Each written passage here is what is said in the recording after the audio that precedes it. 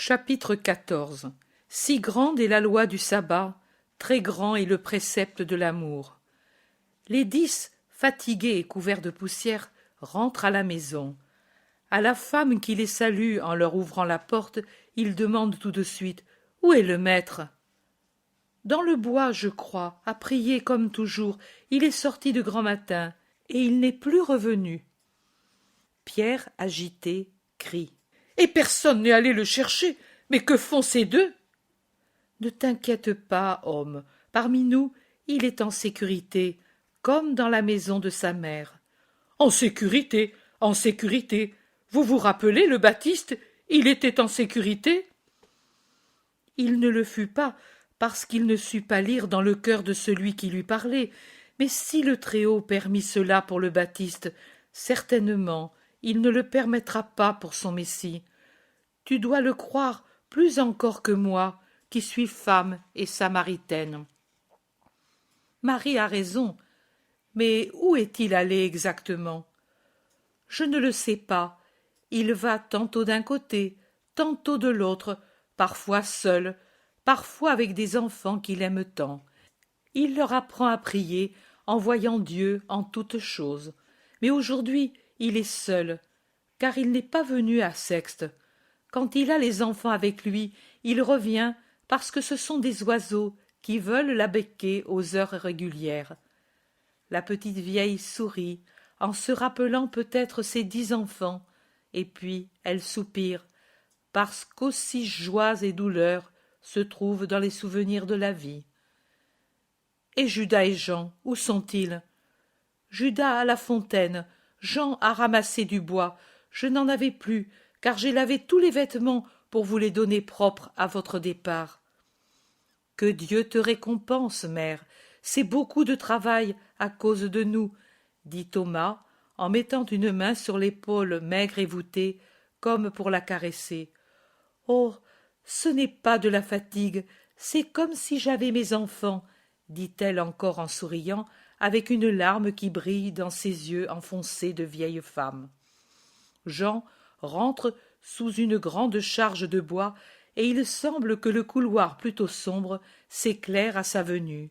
J'ai toujours remarqué la clarté qui semble s'allumer là où est Jean, son sourire si doux, si franc, d'enfant, son œil limpide et riant comme un beau ciel d'avril, sa voix joyeuse quand il salue affectueusement ses compagnons sont comme un rayon de soleil ou un arc-en-ciel de paix. Tous l'aiment, à l'exception de Judas de Kériote, dont je ne sais s'il l'aime ou s'il le hait, mais qui certainement l'envie et souvent se moque de lui, parfois l'offense. Mais en ce moment, Judas n'est pas là. Il l'aide à déposer sa charge et lui demande où peut être Jésus. Jean aussi est un peu alarmé du retard, mais plus confiant en Dieu que les autres. Il dit « Son Père le préservera du mal. Nous devons croire au Seigneur. » Et il ajoute « Mais venez, vous êtes là et couverts de poussière. Nous vous avons gardé tout près des aliments et de l'eau chaude. Venez, venez. » Judas de Kériote rentre aussi avec ses brocs qui débordent. « Paix à vous. Le voyage a-t-il été facile ?» demande-t-il, mais il n'y a pas de bonté dans sa voix. Il y a un mélange de mépris et de mécontentement. « Oui, nous avons commencé par la Décapole. »« Par peur d'être lapidé ou de vous contaminer ?» demande ironiquement l'Iscariote. Barthélemy dit « Ni l'une ni l'autre chose, mais par prudence de débutant, et c'est moi qui l'ai proposé. Ce n'est pas pour te faire des reproches, moi qui ai blanchi sur les parchemins. » Judas ne réplique rien. Il s'en va dans la cuisine où ceux qui sont revenus se restaurent avec ce qui a été préparé. Pierre regarde l'Iscariote qui s'en va, et il secoue la tête, mais ne parle pas. Le Thaddée, de son côté, prend Jean par la manche et demande « Comment a-t-il été ces jours-ci? Toujours aussi inquiet? Sois sincère. » « Toujours sincère, Jude, mais je t'assure qu'il n'a pas fait souffrir. Le maître reste presque toujours isolé. Moi, je reste avec la vieille mère qui est si bonne, et j'écoute ceux qui viennent parler au maître, et ensuite je le lui dis. Judas, de son côté, va au village. Il s'est fait des amis. Que voulez-vous? Il est ainsi. Il ne sait pas rester tranquille comme nous le saurions, nous. Pour moi, qu'il fasse ce qu'il veut, il me suffit qu'il ne fasse pas souffrir. J'en dis non, pour cela, non. Il s'ennuie certainement, mais voilà le maître, j'entends sa voix. Il parle avec quelqu'un. Il court dehors et voit Jésus qui s'avance dans le crépuscule qui descend, avec 2 enfants sur les bras et un autre attaché à son vêtement, et il les encourage, car ils pleurent. « Dieu te bénisse, maître, mais d'où viens-tu si tard ?» Jésus, en entrant dans la maison, répond. « Je viens de chez les voleurs, et j'ai fait une proie, moi aussi. J'ai marché après le coucher du soleil, mais mon Père m'en absoudra, car j'ai accompli un acte de miséricorde. Prends-les, Jean, et toi, Simon, j'ai les bras rompus, et je suis vraiment fatigué. » Il s'assoit sur un tabouret près de la cheminée et sourit, fatigué mais heureux. « De chez les voleurs? Mais où as-tu été? Qui sont ces enfants? Mais as-tu mangé? Où étais-tu? Il n'est pas prudent d'être dehors ainsi à la tombée de la nuit et si loin. Nous étions inquiets. Tu n'étais pas dans le bois? » Ils parlent tous ensemble. « Je n'étais pas dans le bois. Je suis allé vers Jéricho. »« Imprudent! Sur ces chemins, tu peux trouver des gens qui te haïssent, » lui reproche le Thaddée. « J'ai suivi le sentier qu'ils nous ont appris. Il y avait des jours que je voulais aller là. Il y a des malheureux à racheter.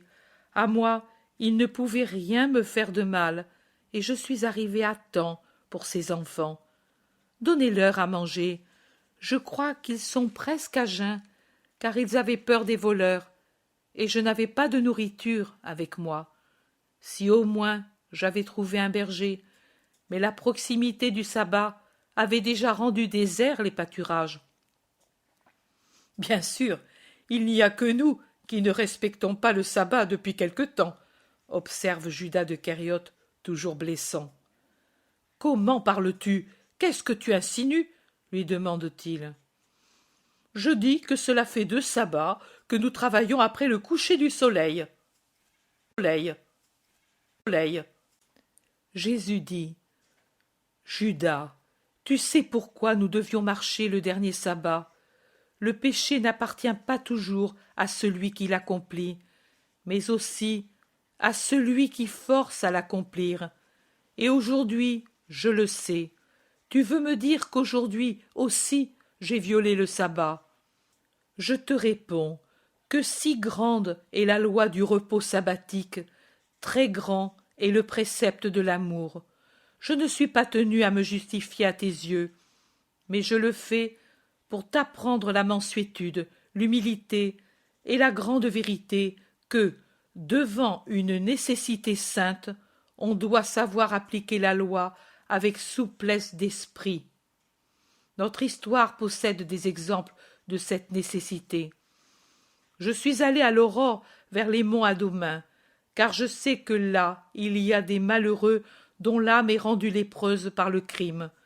J'espérais les rencontrer, leur parler, revenir avant le coucher du soleil. Je les ai trouvés, mais je n'ai pu leur faire le discours prévu, car il y avait autre chose à dire. Ils avaient trouvé ces 3 enfants qui pleuraient sur le seuil d'un pauvre bercail de la plaine. Ils étaient descendus de nuit pour voler des agneaux, et aussi pour tuer le berger s'il avait résisté. La faim est cruelle sur les monts en hiver, et quand ce sont des cœurs cruels qui en souffrent, elle rend les hommes plus féroces que des loups.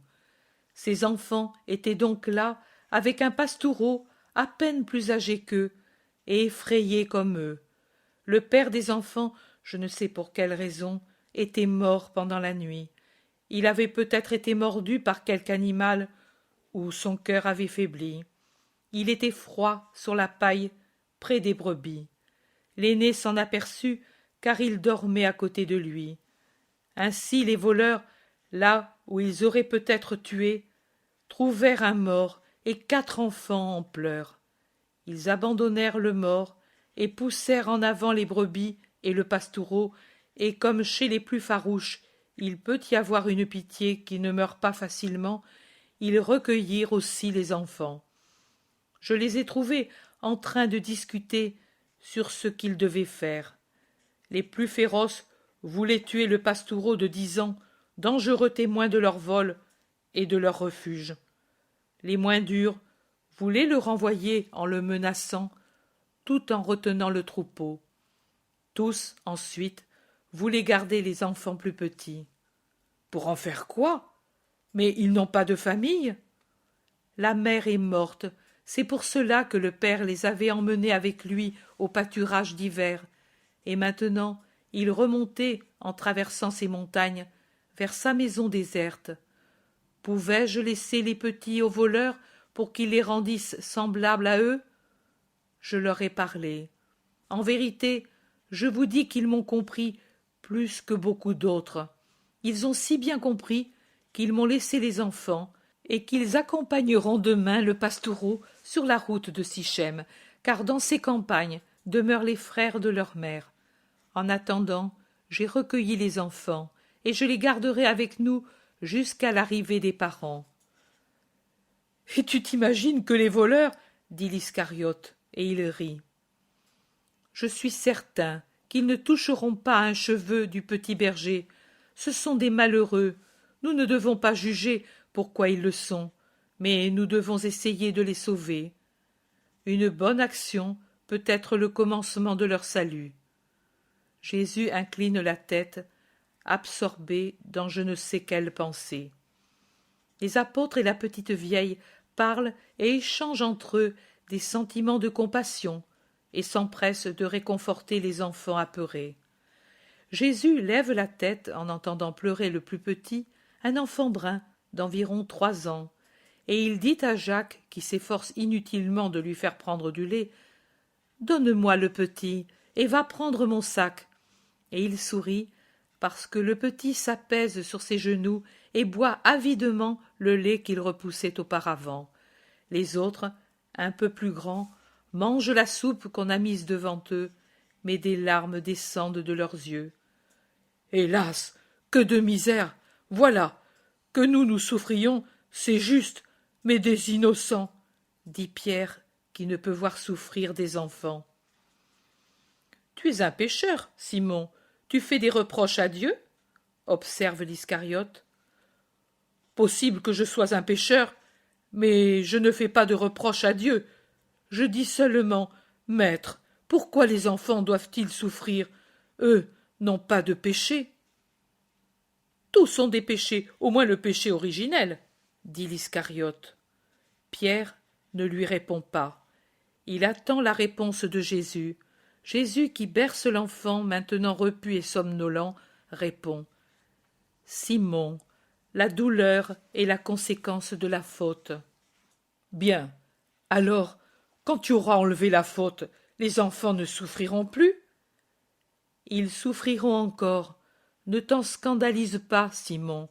Il y aura toujours la douleur et la mort sur la terre. Même les plus purs souffrent et souffriront. Et même, ce seront eux qui souffriront pour tous. Les hosties propitiatoires pour le Seigneur. » « Mais pourquoi? Je ne comprends pas. » « Nombreuses sont les choses que l'on ne comprend pas sur la terre. Sachez croire au moins que ce sont des choses voulues par l'amour parfait. Et quand la grâce rendue aux hommes fera connaître aux plus saints d'entre eux les vérités cachées, on verra alors que ce seront justement les plus saints qui voudront être victimes, car ils auront compris la puissance de la douleur. L'enfant dort. Marie, l'emmènes-tu avec toi? Certainement, maître, pour l'enfant apeuré, court sommeil et beaucoup de pleurs, et pour l'oiseau sans nid est nécessaire l'aile maternelle, dit-on chez nous. Il est grand mon lit, maintenant que je suis seule à l'occuper. Je vais y porter les enfants, et je veillerai sur eux. Eux aussi vont oublier leur douleur dans le sommeil. Venez, que nous les portions au lit. » Elle prend le plus petit des genoux de Jésus et s'en va, suivie de Pierre et Philippe, alors que Jacques de Zébédée revient avec le sac de Jésus. Jésus l'ouvre et fouille à l'intérieur. Il en retire un lourd vêtement, le déplie, en observe la taille. Il n'est pas satisfait. Il cherche le manteau, foncé comme le vêtement, le met de côté et ferme le sac pour le rendre à Jacques. Pierre revient avec Philippe. La petite vieille est restée avec les 3 enfants, et Pierre voit tout de suite les vêtements dépliés mis de côté. Il dit: « Tu veux changer de vêtements, maître? Là, comme tu l'es, un bain chaud devrait te remettre en forme. Il y a de l'eau, et nous allons réchauffer les vêtements, puis nous souperons, et irons nous reposer. Cette histoire des pauvres enfants m'a tout à fait remué. » Jésus sourit, mais ne répond pas à la question.